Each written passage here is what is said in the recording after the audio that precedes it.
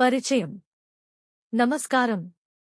మన గీత యథార్థ దర్శనం ప్రయాణంలో ఈరోజు 3వ రోజు. వాస్తవానికి గీతకు వ్యాఖ్యానం రాయవలసిన అవసరం ఇప్పుడు కనిపించదు.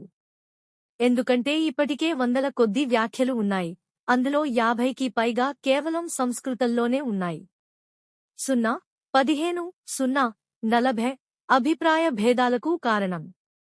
అయినా సరే గీతను గురించి నేటికీ ఎన్నో అభిప్రాయ భేదాలు ఉన్నాయి.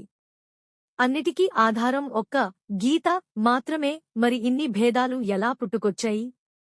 నిజానికి వక్త ఒకటే మాట చెబుతాడు, కాని వినేవారి బుద్ధిమీద ఉన్న తామసిక, రాజసిక, సాత్విక గుణాల ప్రభావం బట్టి వారు ఆ విషయాన్ని గ్రహిస్తారు. అంతకు మించి వారు అర్థం చేసుకోలేరు.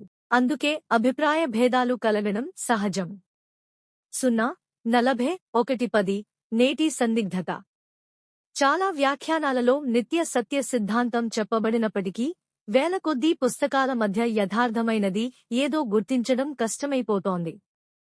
నేటి కాలంలో వస్తున్న చాలా వ్యాఖ్యలు గీత యొక్క సరియైన అర్థానికి చాలా దూరంలో ఉన్నాయి. కొంతమంది మహాపురుషులు సత్యాన్ని స్పృశించినా దానిని సమాజం ముందుకు పూర్తిగా తీసుకురాలేకపోయారు. 1:10 నుంచి 1:40 యోగి ద్వారానే సాధ్యం. శ్రీకృష్ణుని ఆశయాన్ని మనం సరిగ్గా అర్థం చేసుకోలేకపోవడానికి మూల కారణం శ్రీకృష్ణుడు ఒక యోగి కావడమే. శ్రీకృష్ణుడు ఏ స్థాయి నుంచి మాట్లాడారో ఆ స్థాయికి చేరిన ఒక మహాపురుషుడు మాత్రమే ఆ మనోగత భావాలను అక్షరశః చెప్పగలడు. మనోగత భావాలన్నీ మాటలలో చెప్పలేము, కొన్నింటిని అనుభవంతోనే తెలుసుకోవాలి. 1:40 ముగింపు యథార్థ మార్గం. శ్రీకృష్ణుడు పొందిన ఆ స్థితిని పొందిన మహాపురుషుడు మాత్రమే గీతా భావాలను విశదీకరించగలడు.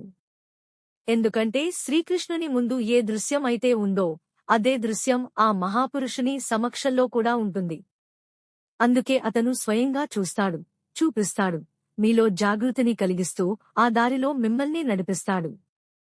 స్క్రీన్ మీద డే 3 ప్రయాణం మొదలు పెడదాం. Like, share, subscribe.